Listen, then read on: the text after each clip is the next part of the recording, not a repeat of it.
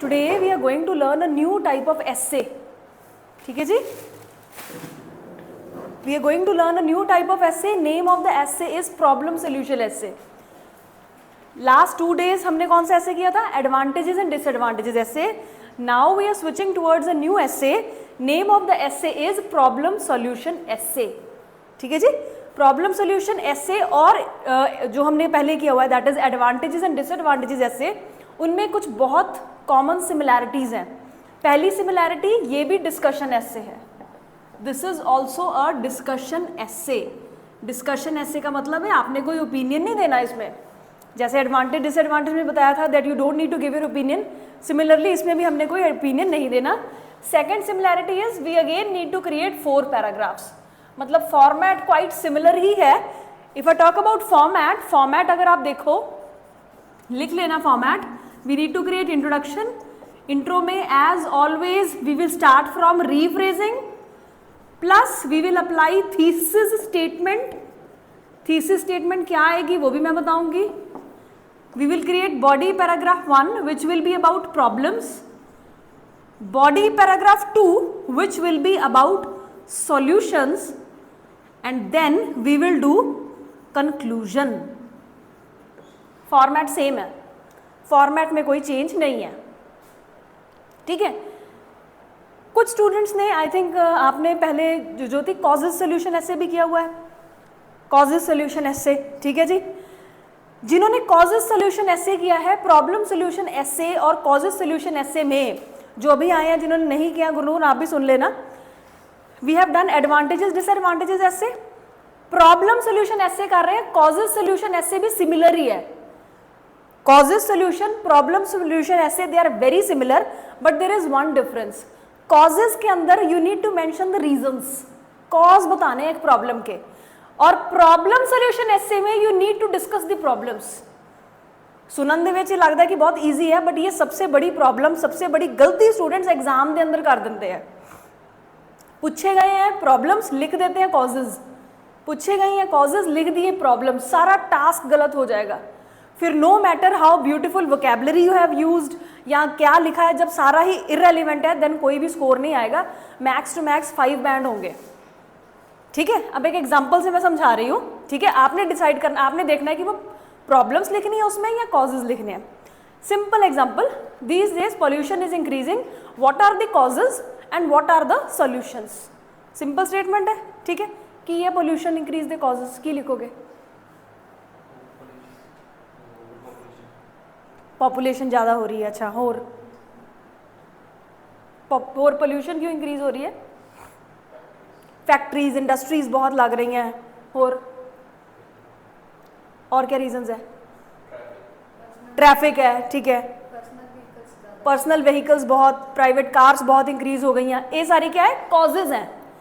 हुन स्टेटमेंट है these days pollution is increasing day by day, what are the problems caused by it and what can be the solutions.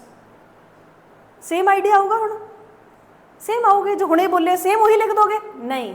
What are the problems caused by pollution.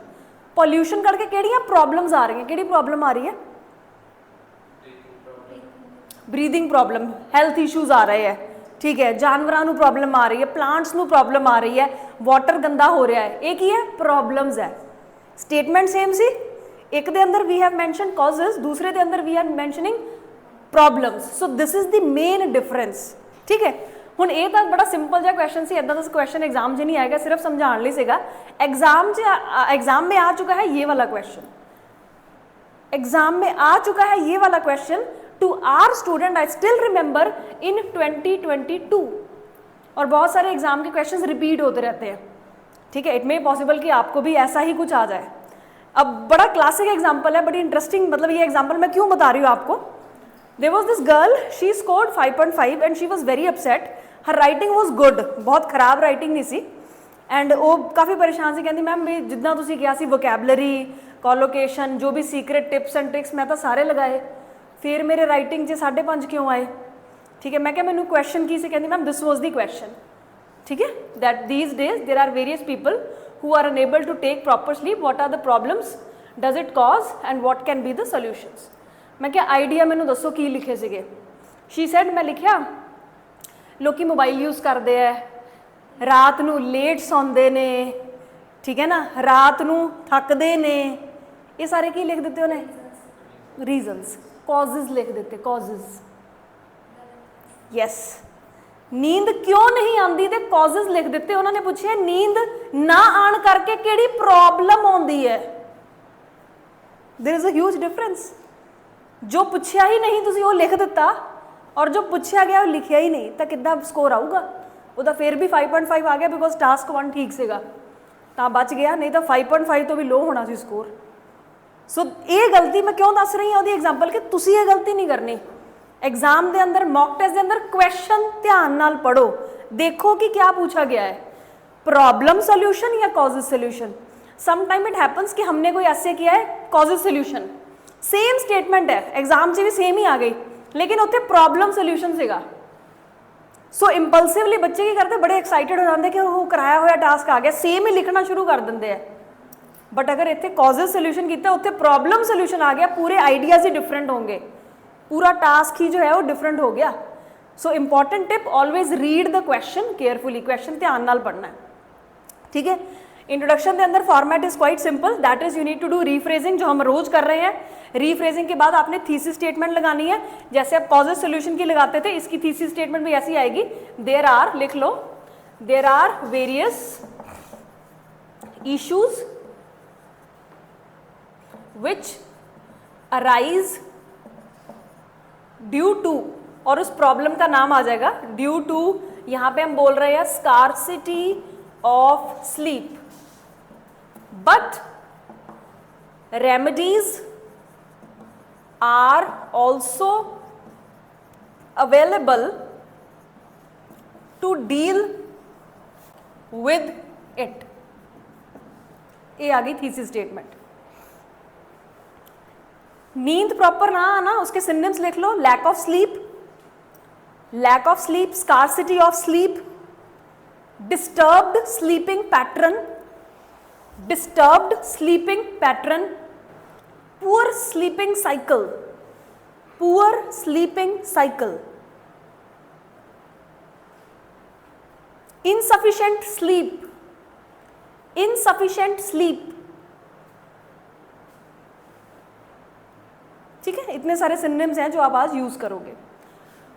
Okay, then आ जाओ जी problems to commence with, और आप पहले problem लिखोगे, to commence with, and then पहले problem लिखोगे। मैं एक आइडिया डेवलपमेंट करके दिखा रही हूँ। बहुत सारे स्टूडेंट्स रोज नोटबुक के अंदर आइडिया डेवलपमेंट के अंदर प्रॉब्लम आ रही है उन्होंने, दे आर सेइंग कि आइडिया डेवलप नहीं होता। पहली बात तो ये है कि टू कमेंस विद लिखने के बाद you need to write a central idea, that has to be crisp, that has to be to the point, ठीक है। जैसे का छोटा सेंटेंस लिखना है, लंबा चौड़ा सेंटेंस नहीं लिखना। Do not beat around the bush, ये नहीं लिखना कि there are various problems due to lack of sleep, नहीं। थीसिस स्टेटमेंट दोबारा नहीं लिखनी, डायरेक्टली आइडिया लिखना है, सेंट्रल आइडिया लिखना है। पहली लाइन को पढ़ के एग्जामिनर को पता लग जाए व्हाट इज द रीजन।